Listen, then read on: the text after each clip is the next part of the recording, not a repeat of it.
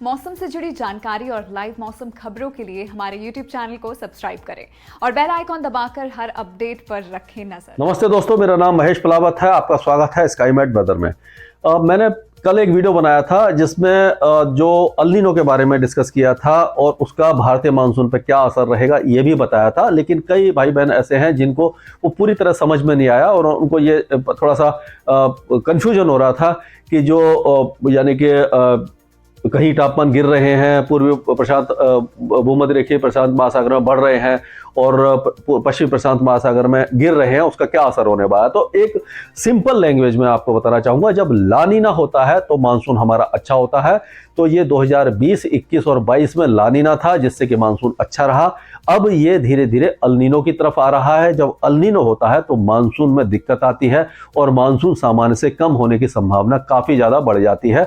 और पिछले 50 सालों में हमने देखा है कि जब भी अल नीनो हुआ है उस समय 80% जिस टाइम में अल नीनो था उस समय सामान्य से कम बारिश हुई थी और 60% ऐसे मौके रहे जब सूखे जैसी स्थिति रही और 20% ही था जब नॉर्मल मानसून रहा और 1% ऐसा नहीं रहा, यानी कि एक्सेस मानसून कभी भी नहीं हुआ।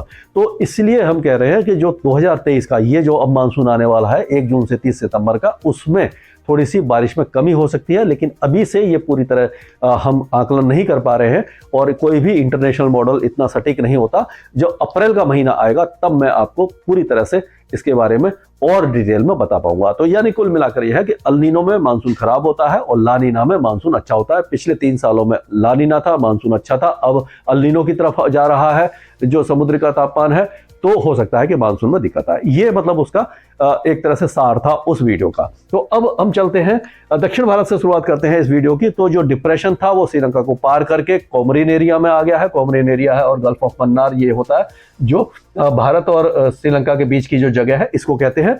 तो यहाँ पर डिप्रेशन पहुंच चुका है। श्रीलंका में इसने बहुत ज्यादा अच्छी बारिश दी है, यानी कि हैवी रेनफॉल दिया है और कई इलाकों में मूसलाधार बारिश के साथ तेज हवाएं भी चली है। थोड़ा बहुत नुकसान भी देखने को मिला है और तमिलनाडु में बहुत ज्यादा दिक्कत नहीं आई, लेकिन फिर भी कई इलाकों में अच्छी बारिश हुई है, खास करके दक्षिणी जिलों में तेज बारिश हुई है।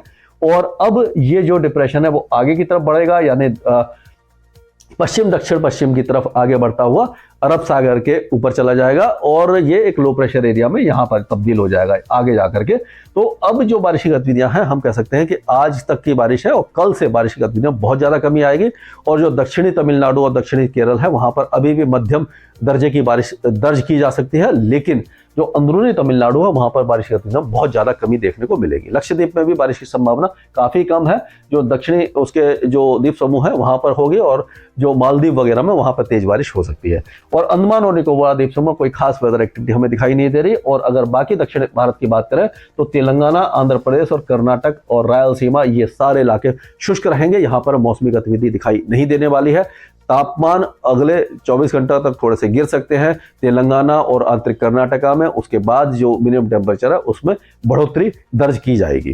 तो कुल मिलाकर के जो कोई खास वेदर एक्टिविटी यहाँ पर नहीं है और ये जो मौसम है वो पूरे इलाके का शुष्क बना रहेगा। अब हम सीधा चलते हैं उत्तर भारत की तरफ। तो उत्तर भारत का अगर हम रुख करते हैं तो वहां पर देखेंगे कि वेस्टर्न डिस्टर्बेंस है ये अब धीरे धीरे आगे की तरफ बढ़ रहा है और ये जो आगे चला जाएगा तो लद्दाख वगैरह को क्रॉस कर जाएगा। तो आज की यहाँ पर बारिश और स्नोफॉल है। कल जो इंटेंसिटी है वो कम हो जाएगी। उत्तराखंड में कोई खास एक्टिविटी नहीं है, केवल गिलगिट बाल्टिस्तान, मुजफ्फराबाद, लद्दाख, जम्मू कश्मीर इन इलाकों में स्नोफॉल और बारिश होगी। हिमाचल के ऊंचे पहाड़ों पर ही स्नोफॉल की संभावना है, निचले इलाकों में हल्की बारिश नजर आएगी। उत्तराखंड में कोई खास वेदर एक्टिविटी नहीं है क्योंकि आप देखिए कि वेस्टर्न डिस्टर्बेंस यहाँ से जा रहा है, उत्तराखंड काफी दक्षिण में आ जाता है। तो इसीलिए उत्तराखंड में कोई मौसमी गतिविधि हमें दिखाई नहीं दे रही है। पंजाब, हरियाणा, दिल्ली और उत्तर प्रदेश और उत्तरी राजस्थान का मौसम भी शुष्क बना रहेगा। इस वेस्टर्न डिस्टर्बेंस का कोई खास इंपैक्ट इस इलाके में दिखाई नहीं देगा। हल्के फुल्के बादल छा सकते हैं पंजाब में, जिससे कि मिनिमम टेम्परेचर बढ़ रहा है। आपने देखा होगा कि कल टेम्परेचर मैक्सिमम टेम्परेचर बढ़ा, आज मिनिमम टेम्परेचर बढ़ रहा है और अब ये जो मैक्सिमम और मिनिमम टेम्परेचर में धीरे धीरे बढ़ोतरी होगी, यानी कि पॉइंट्स में हो सकती है, लेकिन जो कड़ाके की सर्दी थी वो अब दोबारा वापस नहीं आएगी। हालांकि थोड़ा बहुत फेरबदल होता रहेगा तापमान में, कभी कम ज़्यादा होता रहेगा, 2 डिग्री नीचे 2 डिग्री ऊपर, लेकिन जो ठिठुरन भरी सर्दी थी यानी शीतलहर थी वो अब दोबारा नहीं दिखाई देने वाली है। तो फरवरी का महीना एक तरह से कह सकते हैं कि बहुत ज़्यादा सुहावना होता है, खास करके उत्तर भारत के लिए। सर्दी कम हो जाती है, गर्मी शुरू नहीं होती। मार्च के महीने में गर्मियाँ धीरे धीरे टेम्परेचर बढ़ने लग जाते हैं, तो हो सकता है कि मार्च के महीने में ये जो मिड-30s में जो टेम्परेचर है वो राजस्थान, गुजरात और मध्य प्रदेश में दिखाई देने लग जाए। लेकिन ये आगे की बात है, जैसे जैसे इस तरह की वेदर एक्टिविटी या जो मौसमी गतिविधियों में जो परिवर्तन होगा मैं आपको लगातार अवगत कराता रहूँगा।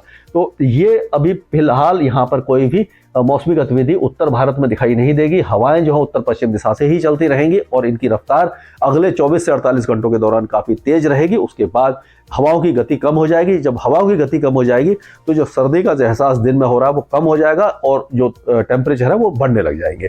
तो ये इस तरह का मौसम आगे हमें दिखाई दे रहा है। पश्चिमी विक्षोभ ये जब निकलेगा, इसके बाद दूसरे 1-2 पश्चिमी विक्षोभ आएंगे 10 तारीख तक, लेकिन वो बहुत ज़्यादा कमज़ोर होंगे। उनका कोई खास असर पहाड़ों पर दिखाई नहीं देगा।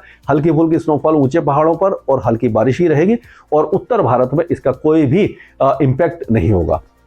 11 तारीख के आसपास एक नया वेस्टर्न डिस्टर्बेंस आ सकता है जो एक बार फिर पहाड़ों पर स्नोफॉल दे सकता है। तो कुल मिलाकर क्या होता है कि जैसे जैसे फरवरी में आते हैं फिर मार्च में आते हैं तो जो स्नोफॉल की इंटेंसिटी है वो कम होने लग जाती है और जो मौसम है वो धीरे धीरे सुधरने लग जाता है। तो अब ऐसे ही अगर पूर्वी भारत की तरफ अगर हम चलते हैं तो पूर्वी भारत में भी अब वेदर एक्टिविटी कोई खास नहीं है और केवल पूर्वोत्तर राज्यों में पूर्वी असम और अरुणाचल प्रदेश के कुछ इलाकों में हल्की बारिश की गतिविधियां हो सकती हैं। सिक्किम में भी छुटपुट बारिश की गतिविधियां या बादल वगैरह छाने की संभावना नजर आ रही है, लेकिन जो बाकी असम है, ये नागालैंड, मणिपुर, मिजोरम और त्रिपुरा, ये जो सारे स्टेट्स हैं, यहाँ पर कोई भी वेदर एक्टिविटी हमें दिखाई नहीं दे रही। हाँ, जो कोहरा है वो सुबह के समय मध्यम या घना हो सकता है कुछ इलाकों में, त्रिपुरा वगैरह में, मेघालय वगैरह में, लेकिन जो मौसम है वो साफ रहेगा, हल्के फुल्के बादल ही छाएंगे। और बिहार, झारखंड, पश्चिम बंगाल, पूर्वी उत्तर प्रदेश और उड़ीसा, ये जो इलाके हैं, यहाँ पर अगले 24 घंटों तक तापमान में थोड़ी सी गिरावट और दर्ज होगी। उसके बाद तापमान यहाँ पर भी बढ़ने लग जाएंगे, यानी कि सर्दी की जो विदाई यहाँ से भी अब शुरू होने वाली है और कोई भी वेदर एक्टिविटी नहीं होगी। सुबह के समय हल्का कुहासा या धुंध छा सकती है और हल्का कोहरा भी कुछ इलाकों में छा सकता है। मध्य प्रदेश, राजस्थान, गुजरात, महाराष्ट्र और छत्तीसगढ़, जो मध्य भारत है, यहाँ पर अब जो मैक्सिमम और मिनिमम टेम्परेचर है वो बढ़ने लगे हैं और इनमें यानी कि जो दिन है वो गर्म होने लग गया है, तेज धूप निकल रही है और सुबह और रात की जो सर्दी थी वो भी अब धीरे धीरे कम होने लग जाएगी। तो कुल मिलाकर के भारत का ज़्यादातर हिस्सा जो है अब शुष्क हो जाएगा। केवल दक्षिण भारत में, दक्षिणी तमिलनाडु, केरल, इन इलाकों में अगले 24 घंटों के दौरान बारिश है। उसके बाद बारिश की गतिविधियों में अभूतपूर्व कमी आएगी, छुटपुट बारिश की गतिविधियां ही रहेंगी। पहाड़ों पर अगले 24 घंटों तक स्नोफॉल हो सकता है, उसके बाद वो भी साफ हो जाएगा और पूर्वोत्तर राज्यों में हल्की फुल्की यानी कि अरुणाचल प्रदेश और पूर्वी असम में छुटपुट बारिश की गतिविधि रहेंगी। यानी पूरे भारत का मौसम अगले कुछ दिनों के दौरान शुष्क रहेगा और मौसम सुहावना बना रहेगा। कोई खास व्यवधान नहीं पड़ेगा वेदर के हिसाब से। स्काईमेट वेदर में अभी के लिए इतना ही। मौसम से जुड़ी जानकारी और लाइव मौसम खबरों के लिए हमारे YouTube चैनल को सब्सक्राइब करें और बेल आइकॉन दबाकर हर अपडेट पर रखें नजर।